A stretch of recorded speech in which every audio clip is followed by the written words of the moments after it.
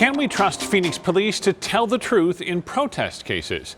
It is the central question in our politically charged investigation. After our reporting, the Maricopa County Attorney's Office dismissing the case against a group of protesters charged as a criminal street gang.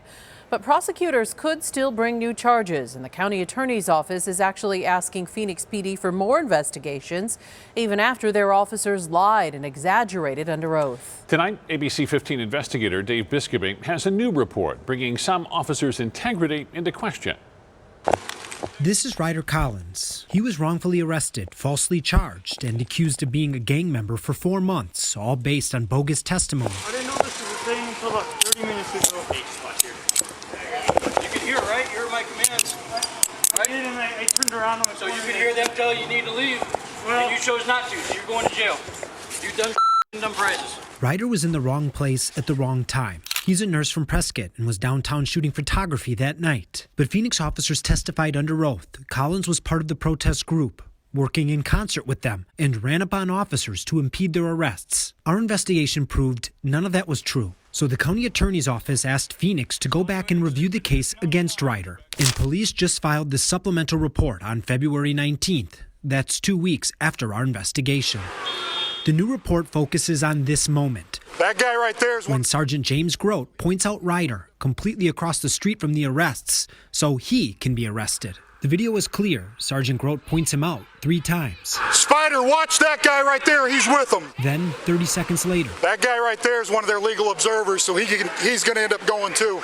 Ryder then starts to walk down the block. Don't think we don't recognize you. In the report, Detective Adam Legere wrote he talked with Grote to clarify who he was contacting. And when it comes to the pointing moment, Detective Legere wrote Sergeant Grote did not point to Ryder Collins. Instead, Grote was advising a different guy in the crowd was a legal observer, someone he saw earlier in the night. Again, quote, did not point to Ryder Collins. That guy right there. Now look at the video. This is Sergeant Grote's finger. This is Ryder. There's no other man with the backpack.